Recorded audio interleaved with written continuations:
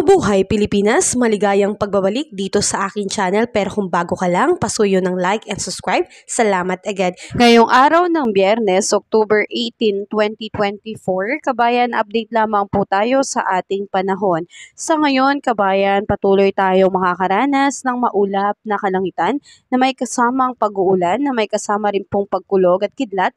Dulot po yan itong ITCC. Sa ngayon, ang tangi pong direktang naapektuhan itong ITCC ay ang bahagi po ng Mindanao. Kaya asahan natin dito ngayong araw sa may Zamboanga Peninsula, Soc-Sargen, BARM, BARMM, Northern Mindanao, kasama rin po ang Davao Oriental, Davao Occidental at Davao del Sur, makakaranas po ng cloudy skies with scattered rains and thunderstorm. So, posible pong pagkakaroon ng flash flood and landslide. Ganon din po dito sa may Visayas, Palawan, and the rest of Mindanao. Nakakaapekto pa rin po itong ITCC. So, partly cloudy to cloudy skies with isolated rain showers and thunderstorm naman po ang asahan natin. So, posible pa rin po ang pagkakaroon ng pagbaha and landslide. Samantalang naapektuhan naman po nitong easterlies, ito po yung mainit na hangin mula sa Karagatan Pasipiko, ang Cagayan Valley, Aurora, Quezon, and Bicol region.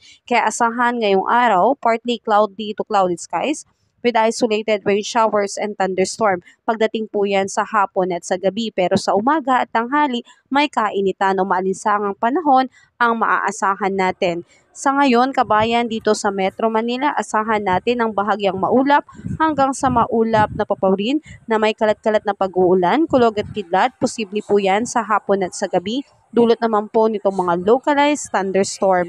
Asahan pa rin ang pagkakaroon po ng mga biglaang pagbaha and landslide, dulot nga po ng biglaang buhos ng ulan. At dahil dyan, kabayan, asahan natin na ngayong araw, ang ating air temperature ay abot po dito sa Lawag ng 32 degrees Celsius, Tugigaraw, 32 degrees Celsius, Baguio, 24 degrees Celsius, Metro Manila, 32 degrees Celsius, Tagaytay, 31 degrees Celsius, at sa Legazpi po ay 33 degrees Celsius.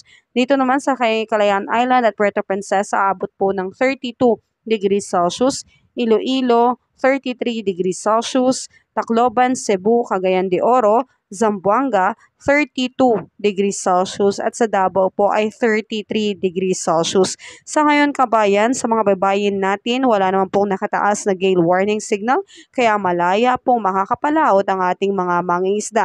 Enjoy na natin, kabayan, hanggat maganda pa po ang ating panahon at wala pa po tayong sama ng panahon na nakakaapekto direkta sa ating bansa. Pero makikita natin sa ating weather system, kabayan, na meron tayong minomonitor na dalawang kaulapan na binabantayan natin kung ito man ay madedevelop into LPA o magiging isang ganap na bagyo, ay susubaybayan natin ang develop neto, kabayan, dahil posible po itong maging isang ganap na bagyo kapag ito po ay lumakas. So, in case mangyari yon, kabayan, at pumasok sa ating PAR, ito po ay tatawagin nating Bagyong Christine at Bagyong Leon. Pero sa ngayon, kabayan, ipanatag mo ang iyong sarili dahil malayo pa po ito sa ating bansa at ito po ay nasa katubigan, kaya wala po itong direktang epekto sa ating bansa ngayon. Isama na lang po natin sa ating panalangin na maging maayos at ligtas po tayo palagi, at ang binabantayan nating sama ng panahon ay tuluyang malusaw bago pa man po ito lumapit sa ating Philippine Area of Responsibility. Sa ngayon, kabayan, huwag mo rin tanggalin ang tsansa na magkakaroon din po ng bagyo pa rin bago matapos ang Oktubre, dahil binaba na po yung forecast na yan ng Pag-asa. So, subaybayan natin, kabayan, at tayo po ay mag-monitor sa ating panahon araw-araw dahil posible po itong magbago dahil na po sa pabago-bago nating panahon dulot po ng climate change. So, ingat tayo, kabayan, laging dalhin ng payong, kapote o sombrero bilang pananggala sa sobrang init o kaya naman bigla ang buhos ng ulan. Ingat tayo, kabayan. Have a safe day po sa lahat.